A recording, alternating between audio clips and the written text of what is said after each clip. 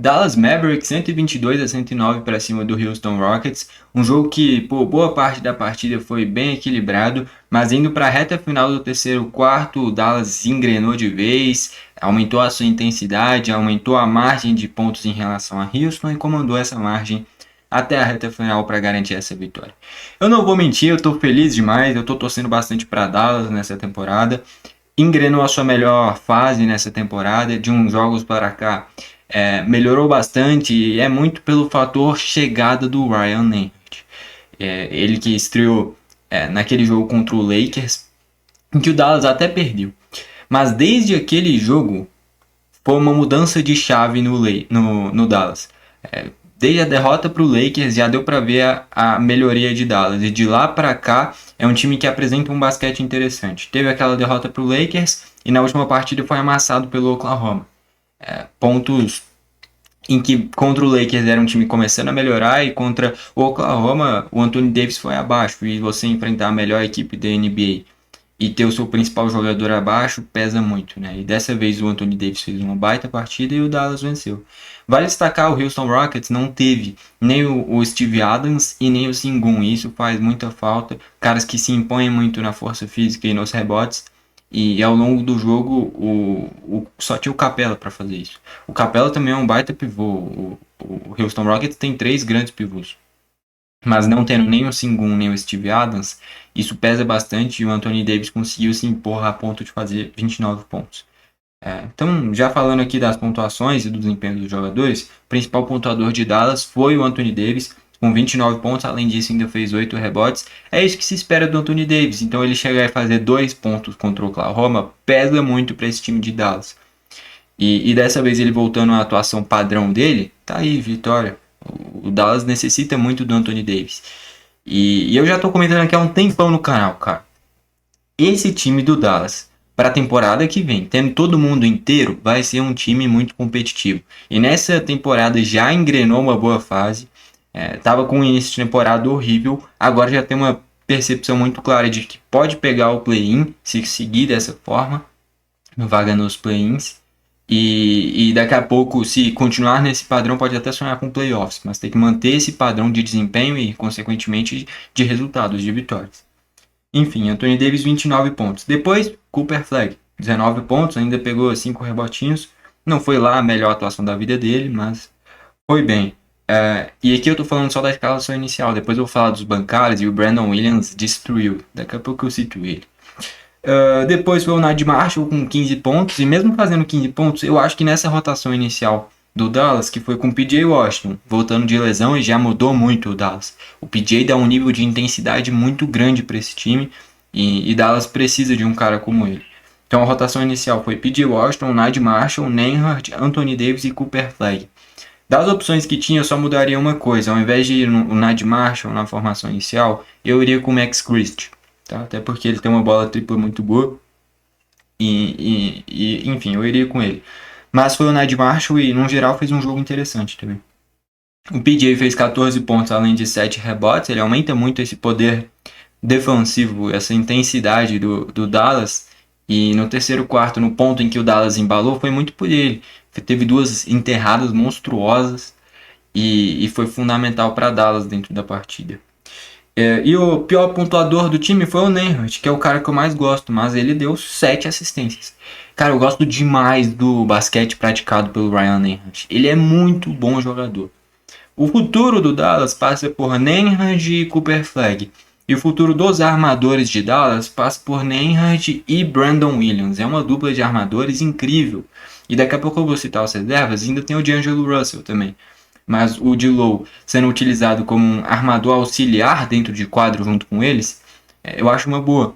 Né? Então, por exemplo, tendo o Brandon Williams e o D'Angelo Russell, ou o Nembhard e o D'Angelo Russell, ou só o Nembhard ou só o Brandon Williams, beleza. O problema é o D'Angelo Russell sozinho como armador em quadra. Aí não é o suficiente para Dallas. E nesse momento em que tiver só o D'Angelo Russell como armador dentro de quadra, Dallas tende a piorar. Porque é um cara que, se você der a bola nas mãos dele e falar resolve, vai dar merda. Então, assim, ele tem que ser um armador auxiliar. Tendo um cara protagonista para ter a bola nas mãos, sendo o Brandon Williams e o Nembhard, ou um ou outro dentro de quadra, E o D'Angelo Russell, em determinados momentos, sendo esse armador auxiliar junto com eles, beleza. Acho que o time tende a ganhar, sim. Enfim, o Nembhard com 11 pontos e 7 assistências em 23 minutos. A minutagem dele não é tão alta porque tem o Brandon Williams. E aí, já falando dos bancários, Brandon Williams, 23 minutos e fez 20 pontos, além de 5 assistências. É uma dupla de armadores muito boas. Combinados, eu estou falando de 31 pontos e 12 assistências. E são caras jovens, principalmente o Nembhard. Enfim, a melhora do Dallas passa muito pelo Ryan Nembhard. E tendo o Brandon Williams em um nível muito alto, como ele tá tendo, tá ajudando muito o Dallas. Dallas vive seu melhor momento na temporada e eu acho que pode sim tranquilamente sonhar com vaga em play-in e com esse time pode chegar longe. Tá? Eu sei que não tá pronto para enfrentar um Oklahoma, a gente viu na última partida, mas se não contar o Oklahoma, para qualquer outra equipe da NBA, hoje Dallas já pode bater de frente. Qualquer outra, com exceção do OKC, mas aí qualquer time na NBA praticamente não consegue bater de frente com o OKC nessa temporada. Mas é um Dallas que teve uma evolução absurda e tem caras muito bons e caras promissores também. Então eu tô falando de um Cooper Flag que é muito novo, Ryan Nembhard que é muito novo, o Max Christie que é muito novo, Brandon Williams que é muito novo. Caras que para hoje, pro amanhã, pro presente, pro futuro vão ajudar muito o Dallas. Enfim, de destaque dos bancários é principalmente o Brandon Williams. O restante não foi tão bem, mas o Max Christie matou uma bola tripla e contribuiu com 6 pontinhos. O D'Angelo Russell fez 4, o Dwight Powell fez 4. Foi um time que ainda não tinha nem o Gafford, nem o Klay Thompson, nem o Kyrie Irving, né? Que o Kyrie vai demorar para voltar. Mas sem o Gafford, que é um pivô importante, então o Dwight Powell estava nessa rotação. E sem o Klay Thompson também. Fora o Derek Lively, ele também não tá aqui, né? Não tá contando como desfalque, mas também não tava à disposição. Então, assim, tendo a volta do Derek Lively e do Gafford, são pivôs de mais em posição do que o Dwight Powell, por exemplo. E aí o time tende a ganhar ainda mais. O Klay Thompson é importantíssimo nas bolas triplas. O Curry, nem se fala, quando voltar vai ser protagonista junto com o Anthony Davis. Então, assim, é um time que pra temporada que vem promete muito. Para essa, já melhorou bastante e já está num nível de competitividade bem maior do que era há 2 meses atrás. E isso passa pelo Ryan Nembhard. É só ver, cara. Desde que ele entrou no time, o time melhorou. Potencializa todo mundo. E não é nem às vezes em números. Números, beleza, pontos, bolas triplas, assistências, mas não vai ser sempre que ele vai ter números incríveis, como foi contra Denver, por exemplo. Mas ele no geral faz todo mundo jogar melhor. E o Brandon Williams a mesma coisa. É uma dupla de armadores muito boas. E aí olhando pro lado do Houston Rockets, que nem eu falei, não teve nem o Sengun e nem o Steve Adams. E isso fez falta, não à toa. O Anthony Davis beirou 30 pontos. Enfim, do lado do Houston, o principal pontuador foi o Kevin Durant. Desde o início da partida ele foi o protagonista desse time. Pegou a bola, colocou debaixo do braço e resolveu. Principalmente no início do jogo, foi ele que deixou o Houston muito coladinho no placar. Que nem eu falei, teve um início bem equilibrado esse jogo. Só na reta final do terceiro quarto que o Dallas desgarrou, né? Principalmente pela intensidade do PJ Washington. Foi fundamental. A defesa de Dallas encaixou. Eu acho que o Houston chegou a ficar 2 minutos sem pontuar e o Dallas lá metendo ponto. E aí o que estava empatado em pontos quase que o tempo inteiro, ou 2 pontinhos para lá, foi para coisa de 10, 15. E aí o Dallas... Foi o que aconteceu no jogo passado, só que contra Dallas, né? Em que o Oklahoma desgarrou. Só que aí na reta final do segundo quarto. Enfim, basquete é decidido nos detalhes. Se você engata 3, 4 minutos ruins, é muito difícil de compensar isso depois, né? Ao longo do jogo. Enfim, o Kevin Durant 27 pontos, depois o Jabari Smith Jr. com 22 pontos e 8 rebotes. E aí, ó, não tendo nem o Sengun, nem o Steve Adams, o Jabari Smith Jr. teve que jogar 40 minutos para tentar compensar essa imposição física, né? Depois deles, o Capela com 8 pontos e 8 rebotes, e sem ter o Sengun e o Steve Adams, é difícil querer cobrar tanto do Capela, ainda mais sem ter um reserva à altura dele para competir nesses rebotes, né? Depois o Amen Thompson fez um jogo abaixo, só 7 pontos, até deu 6 pegou 6 rebotes e deu 6 assistências, mas 7 pontos para o Amen Thompson é muito pouco. E o Okugi também fez 7 pontinhos, além de 6 rebotes. Enfim, a verdade é que só o Kevin Durant e o Jabari Smith Jr. dos titulares fizeram uma partida boa. O Amen Thompson foi o que mais decepcionou, cara. 7 pontos é muito pouco, ó. 2 de 11 nos arremessos. O Amen Thompson foi quem mais ficou abaixo. E aí dos reservas, o Shepard. E aqui, a gente teve nesse jogo, que na minha visão, duas das grandes surpresas nessa temporada. Eu não vou nem falar do Cooper Flag, porque já se esperava um baita craque pelo tanto que se falava dele. Mas o Nembhard e o Nembhard do lado do Dallas e o Shepard do lado do Houston, são duas das grandes surpresas da temporada. Vou além. O Nembhard e o Brandon Williams. Porque o Brandon Williams também é uma baita surpresa. Então, o Nembhard e o Brandon Williams do lado de Dallas e o Shepard do lado do Houston são três das grandes surpresas da temporada no geral. Três caras que estão jogando muito. Muito acima do que eu esperava, porque eu não esperava nada. Eu nem conhecia direito esses caras. Então, assim, são jogadores com potencial absurdo, porque os três são muito novos, principalmente o Nembhard e o Shepard.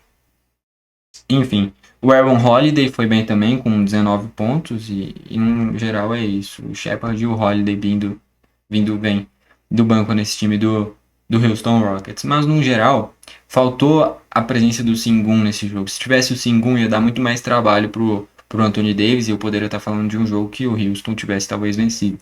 Mas não tendo nem ele, nem o Steve Adams, sobrecarregou demais o Capela. E o Capela não pode ter uma minutagem tão alta, até pela idade. Então sobrou muito pro Jabari Smith Jr. Era pro Amen Thompson compensar isso também, mas ele foi muito abaixo. E Dallas sentiu muito isso. Dallas não, Houston Rockets sentiu muito isso. E do outro lado, Dallas, principalmente com o Anthony Davis se impondo fisicamente, conseguiu fazer uma baita atuação. E o Brandon Williams vindo muito bem do banco auxiliou também para mais uma vitória do Dallas. É um retrospecto recente muito bom. Desses tempos para cá, desde que embalou a sequência de vitórias, só perdeu para o Oklahoma, que é o melhor time da NBA. E o jogo ainda tinha sido em Oklahoma. Então era totalmente natural perder aquele jogo. Não é por causa de uma derrota contra a melhor equipe da competição que você está em má fase. Muito pelo contrário. Foi um asterisco já esperado dentre a melhor fase da temporada do Dallas. É seguir nessa fase que vai poder sonhar com coisas maiores. Só para fechar, vamos ver como é que está a colocação das duas equipes. E vale destacar, Dallas enfrentou uma das melhores equipes da NBA, que hoje é o Houston Rockets. Então, ó, os dois da Conferência Oeste, né? O Houston Rockets está na quarta colocação com 15 vitórias e 6 derrotas. E o Dallas está na 12ª com 9 vitórias e 16 derrotas. O Dallas engatou por agora. Dessas 9 vitórias, 5 são nessa fase recente, basicamente.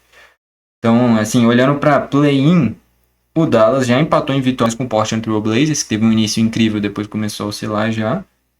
E só está atrás porque tem 2 derrotas a mais em relação ao Portland Trail Blazers. Mas é um time que já mostra toda essa evolução. Em relação ao 11º, que é uma colocação acima do Dallas, o Dallas já tem uma vitória a mais, mas também, como eu falei, tem 2 derrotas a mais em compensação também. E o Houston Rockets faz uma bela campanha. Tá só com uma vitória a menos em relação ao Lakers, que está no terceiro. Uma vitória a menos também em relação ao Lakers, que está em segundo. E aí, em relação ao Oklahoma, é uma quantidade de vitórias muito difícil de ser alcançada. Mas enfim, é um Dallas que engatou uma grande fase.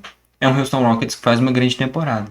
Mas a não presença do Sengun pesou demais para a imposição do Anthony Davis. E com isso, a vitória do Dallas Mavericks. Bom, foi esse o vídeo. Valeu e falou!